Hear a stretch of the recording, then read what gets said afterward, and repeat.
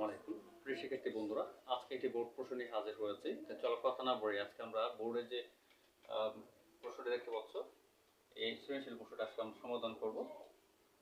আমাদের দুইটি দৃশ্যকল্প দেওয়া আছে। দুইটি দৃশ্যকল্পের মধ্যে প্রথম দৃশ্যকল্পটি কি দেওয়া আছে, একটা সি প্রোগ্রাম দেওয়া আছে, এবং দ্বিতীয় দৃশ্যকল্প কি দেওয়া আছে, একটি ফ্লোচার্ট দেওয়া আছে। এখন আমাদের 2 নম্বর প্রশ্নে বলছে যে দৃশ্যকল্প এ কে p = 5 এবং q = 6 হলে প্রোগ্রামটির মান কত হবে অথবা আউটপুট কি হবে তার সম্বন্ধে ব্যাখ্যা করো। তাহলে আমাদের একটু আউটপুটের কথা বলছে, তাহলে আমাদের কি করতে হবে, আমাদের যে মানগুলো দেওয়া আছে এই মানগুলো প্রোগ্রামে বসে আমাদের দেখতে হবে। তো গ নাম্বার তোমাদের কাজটা কি, তোমরা নরমালি কি করবে, আমরা যদি গ নাম্বারটা করতে যাই আমরা শুধু এইখান থেকে কাজ করি, তোমাদেরকে স্বল্প সময় যাতে দেখানো যায় সেই জন্য এইখানে দেখা ফেলো, নতুন করে আর লিখবো না।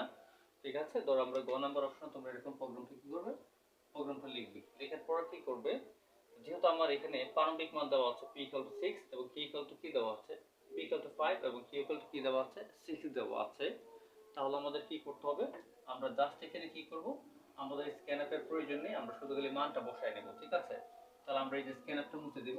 ঠিক আছে, প্রোগ্রাম থেকে তোমরা যখন রচনা করবা তখন কি করবা, জাস্ট এরকম লিখবা যে p = কত দেওয়া আছে, p = দেওয়া আছে 5 সেমিকোলন এবং কি দেওয়া আছে, q = কি দেওয়া আছে, q দেওয়া আছে 6, এই যে সেমিকোলন দিব। তারপর আমরা p এবং q এর ইনিশিয়ালাইজেশন অর্থাৎ কাউন্টার ভেরিয়েবলের যে ডিক্লারেশন করা, যে ভেরিয়েবল মানগুলো আছে সেটাকে তো আমরা কাউন্টার ভেরিয়েবল ডিক্লারেশন করে ফেলেছি। তাহলে কি আছে, এই যে p এর মান দেওয়া আছে 5 এবং q এর মান দেওয়া আছে 6। ঠিক আছে, তো এখন আমরা মান ব্যবহার করতে হবে। মান কি আছে দেখো, এই p টাকে আমরা কার মধ্যে রেখেছি, t এর মধ্যে রেখেছি। তাহলে p এর যে মান আছে তা হয়ে যাবে কার, t এর মান। তাহলে p এর মান কত আছে, 6 আছে, তাহলে t এর 5 আছে, কোথায় চলে যাবে, t তে চলে যাবে। তাহলে আমরা কি লিখব এখানে,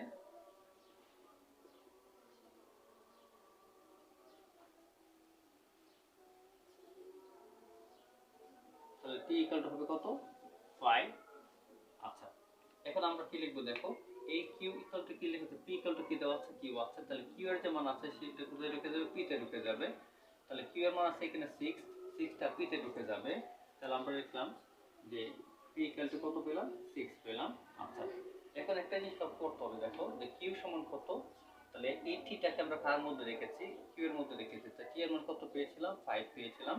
তাহলে আমাদের কি লিখতে হবে, p = কি হবে, 5। তাহলে মান কি হয়ে গেল, পরিবর্তন হয়ে গেল। তাহলে আমাদের প্রিন্টফে দেওয়া আছে কি, p এবং q এর মান।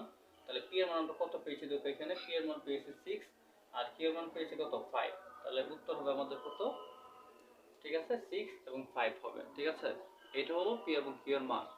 আচ্ছা, এরপরে দ্বিতীয় দৃশ্যকল্পটি দেখো। এই দ্বিতীয় দৃশ্যকল্প ব্যবহার করে আমাদের কি বলছে, যে আমরা c ভাষায় একটা প্রোগ্রাম রচনা করার জন্য বলছে। তাহলে যেহেতু প্রোগ্রাম রচনা করার জন্য বলছে, তাহলে আমাদের কি করতে হবে, আমরা এখন একটা দেখে প্রোগ্রাম রচনা করব। দেখো কি হবে, ঘ নাম্বারের জন্য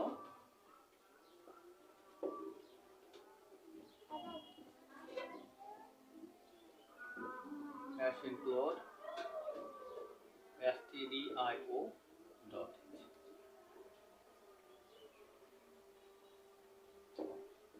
main function সেকেন্ড প্যাকেট আমরা প্রোগ্রাম স্টার্ট করলাম। আমরা যে কোনটা দিয়ে করতে আমরা ফাইল দিয়ে করে ফেলব, যেহেতু প্রত্যেকটা ফাইলের মতো করা আছে। ঠিক আছে, ফাইলের নিয়ম অনুযায়ী করা আছে, সেজন্য আমরা কি করব, এটা ফাইল দিয়ে করার চেষ্টা করব। ঠিক আছে, তাহলে আমরা যদি ফাইল দিয়ে করতে যাই কি লিখব, ধরো আমরা একটা কাউন্টার ভেরিয়েবল নিলাম, কি আছে, i আছে, s আছে এবং কন্ডিশনে n আছে, আমরা n নিলাম, সেমিকোলন। এরপর কি হবে, যে printf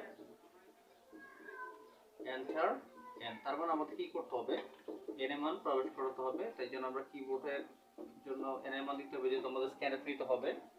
এই যে স্ক্যানআপ নিলাম, কমা between and n সেমিকোলন। এখন আমাদের দেখতে হবে যে আসলে এটা কি যোগ নাকি গুণ। যদি যোগ দেওয়া আছে সেক্ষেত্রে আমাদের সামের ভ্যালু হবে 0, আর যদি গুণ হতো তাহলে সেক্ষেত্রে আমরা কি নিলাম, যে ভেরিয়েবল আমরা ডিক্লেয়ার করলাম বলে তার জন্য আমরা কি 1 নিলাম। ঠিক আছে, যেহেতু আমাদের যোগ আছে আমরা কি নিব, s = 0 সেমিকোলন। তখন i = কত দিয়ে শুরু হয়েছে দেখো, এখানে 2 দিয়ে শুরু হয়েছে, আমরা এই যে 2 নিলাম। এরপর while দিয়ে আমরা শর্ত লিখব, while i <= যে কন্ডিশন আছে আমরা এই কন্ডিশনটা বসিয়ে দেব। ঠিক আছে, ফাইলের পরে সেমিকোলন হয় না, সেকেন্ড ব্র্যাকেটে আমরা ফাইল ফাংশন আবার শুরু করব। কি করব এখানে, এখানে আছে সামারি ইনক্রিমেন্ট। তো সামরা কি দেওয়া আছে আমাদের, যা দেওয়া আছে তা লিখবো, s equal to s plus I star I semicolon I equal to I plus 2। ঠিক আছে, সেকেন্ড ব্র্যাকেটে আমরা কি করলাম, ফাইল ফাংশনটাকে বন্ধ করে দিলাম। এরপর আমাদের কি লিখতে হবে, আমাদের প্রিন্টএফ লিখতে হবে। প্রিন্টএফটার মধ্যে কি হবে,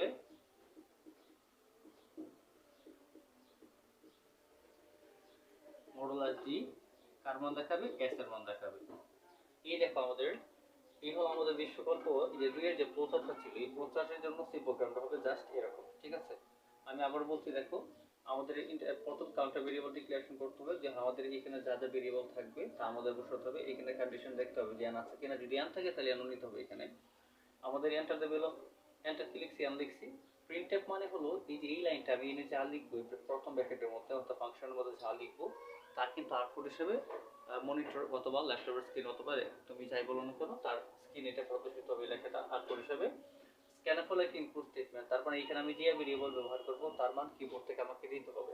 এরপরে আমার কি আছে, আমরা যেহেতু যোগ এটা সামের মধ্যে হবে, প্রারম্ভিক মান কত আছে, 2 আছে, 2 লিখলাম। ফাইল দিয়ে কন্ডিশন আছে তা লিখলাম। এরপরে এখানে দেখো আমাদের যে আমাদের প্রক্রিয়াকরণ যাচ্ছিল সামের অংশ যোগে যেটা ছিল সেটা আমরা রাখলাম এখানে, পরে প্রিন্টের আমরা ফলাফলটা দেখালাম। ঠিক আছে, এই হলো দৃশ্যকল্প 2 এর জন্য প্রোগ্রাম। তুমি চাইলে এটা ফর দিয়ে করতে পারো, কারণ যেহেতু বলছো দৃশ্যকল্প 2 এর সি ভাষায় একটি প্রোগ্রাম লিখো, তাহলে তুমি ফাইল চাইলে কি, আমি যেহেতু ফাইল দিয়ে করছি তুমি চাইলে দোহাইল দিয়ে করতে পারবে, তাহলে এটাকে ফর দিয়ে করতে পারবে। ঠিক আছে, এখন আমাদের প্রথম যে অংশটা আমরা বুঝিয়েছিলাম, দেখো যদি প্রথম অংশটা আমি একটু আবার রিপিট করি তাহলে কি পাচ্ছি, দেখো আমরা কি ছিল, p ইকুয়াল টু কত 5 এবং q ইকুয়াল টু 6 ছিল। যারা বুঝো না এরা আবার দেখতে পারো যে যেহেতু p টাকে আমি কি করেছি t এর মধ্যে অ্যাসাইন করেছি, তাহলে p এর যে মান হবে তাই হবে t এর মান। তাহলে p এর মান আছে 5, এই 5 হয়ে যাবে t এর মান, t এর মান 5 লিখলাম। এরপর দেখো কি আছে, q এর মান 6 দেওয়া আছে, তো q টাকে আমি p এর মধ্যে অ্যাসাইন করেছি, তাহলে q এর মান চলে যাবে কার মধ্যে, p এর মধ্যে, তাহলে p ইকুয়াল টু 6। এরপর আমার কি আছে, দেখো t কি কার মধ্যে অ্যাসাইন করেছি, q এর মধ্যে অ্যাসাইন করেছি, তাহলে t এর মান কত ছিল, 5 ছিল। এই t এর মানটা কোথায় ঢুকে যাবে, q এ ঢুকে যাবে, তাহলে q ইকুয়াল টু 5 হয়ে যাবে। তাহলে আমাদের দেওয়া আছে এখানে কি, প্রিন্টএফে কি লাগবে, p এর মান এবং q এর মান। তো p এর মান আছে 6, q এর মান আছে কত, 5, তাহলে উত্তর হবে কত, 5, আর টা কি হবে, 6 হবে। তো p এর মান 6 এবং q এর মান 5 হবে। এই হলো এই যে বোর্ড প্রশ্নের সহজ সমাধান। যদি আজকের এই ছোট্ট ক্লাসটি তোমাদের কাছে ভালো লেগে থাকে তাহলে অবশ্যই তোমার নিজের জায়গা থেকে একটি কমেন্ট করে যাবে। ধন্যবাদ সবাইকে।